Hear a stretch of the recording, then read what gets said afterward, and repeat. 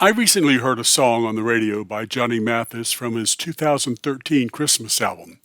Now, though I've heard it dozens of times over the years, this time the words in the last verse of the song really made an impression on me. It asks the question, "O Lord, how many useless cards and gifts must we receive before we realize the only gift we need is something to believe?" Then it makes the request, "Just send a sign of the dove with peace, hope, and love and promise of tomorrow, Lord, I pray." Then I recalled that same request was made over 2,000 years ago. It's recorded in Luke 11:29 through 32. Now, I'm going to quote from the easy-to-read version of the Bible, developed by the World Bible Translation Center in 1987, with latter revisions overseen by the Bible League International. Now, with that legal credit out of the way, here's what it says. Jesus said, "The people who live today are evil. They ask for a miracle as a sign from God. But no miracle will be done to prove anything to them.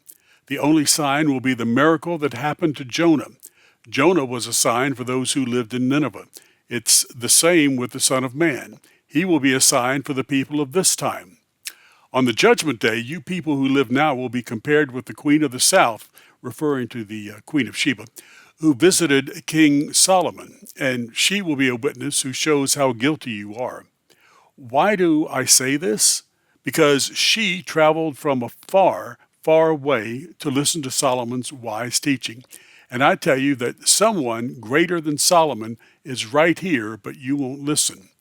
On the judgment day, you people who live now will also be compared with the people from Nineveh, and they will be witnesses to show how guilty you are. I say this because when Jonah preached to those people, they changed their hearts and lives. And you are listening to someone greater than Jonah, but you refuse to change." Now, for those of you who are not familiar with the autobiography of Jonah, you'll find it in the Bible about two-thirds of the way through the Old Testament. It's a fascinating story, which was also prophetic of Jesus' death, burial, and resurrection. So, if you are still looking for a sign from above, look no further than the Bible. The sign is there. Can you read the sign?